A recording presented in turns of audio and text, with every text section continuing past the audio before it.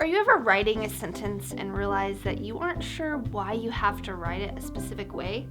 Maybe you're proofreading your paper and come across a punctuation mark and you're not sure if or why that's what goes there. Hello everyone, and welcome to this Mometrics video lesson on commas. A comma is a punctuation mark used to separate words, ideas, and phrases. A punctuation mark is a symbol or sign used to direct the reader's understanding of a sentence.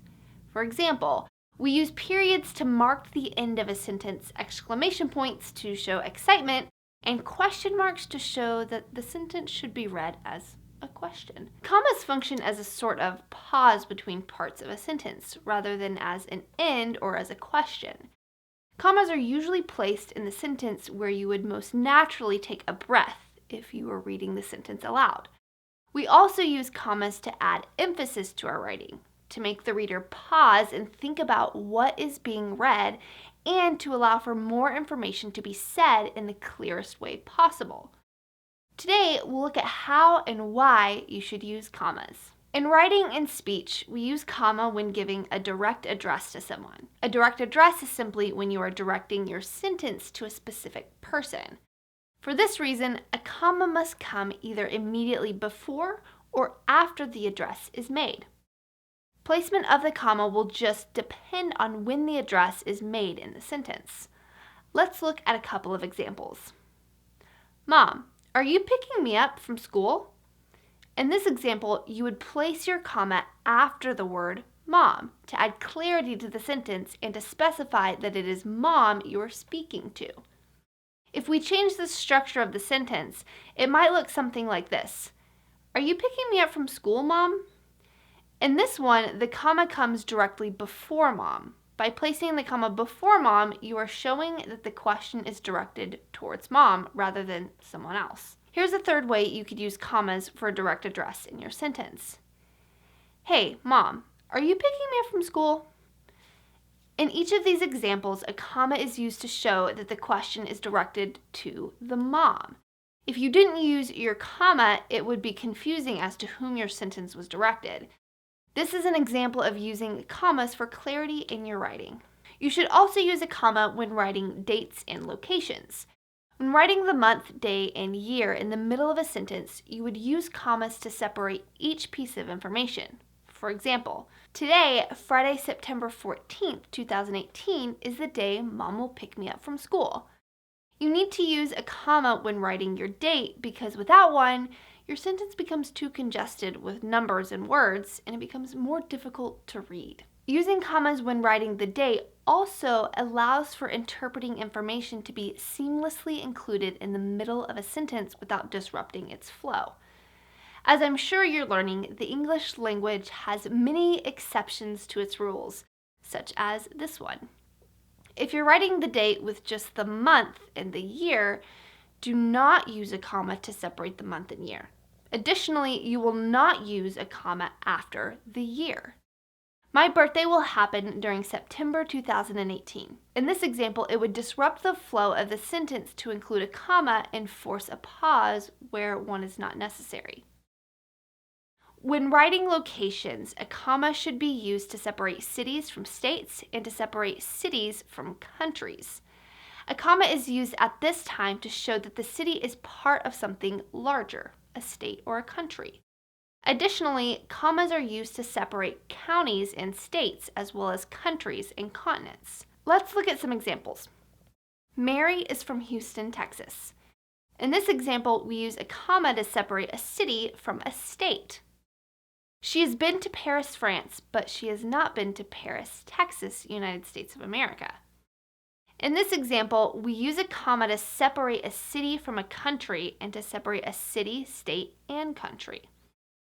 She lives in Harris County, Texas. Here, a comma is used to separate a county and a state. Mary has a friend from Ghana, Africa. Lastly, we use a comma to separate a country from a continent. Another time you'll want to use a comma is when you're writing and using a listing method to describe certain objects or situations. When this happens, you'll want to use commas to separate items in your list. By separating items in a list with a comma, your sentence or sentences can be read clearly and you won't become tongue-tied when reading. Here's an example. While at the grocery store, Mom bought apples, bananas, beans, bread, water, and ice cream. In this example, commas are non-existent. When you begin to write your sentence and you want to include a list, be sure to go in and add your commas. Let's see what that looks like. While at the grocery store, Mom bought apples, bananas, beans, bread, water, and ice cream. Wow, that looks so much better, don't you think? By using commas in your lists, each item is perfectly distinguished from the next. Each time you write a list of 3 or more things, you'll want to include your commas so as to maintain the flow of the sentence.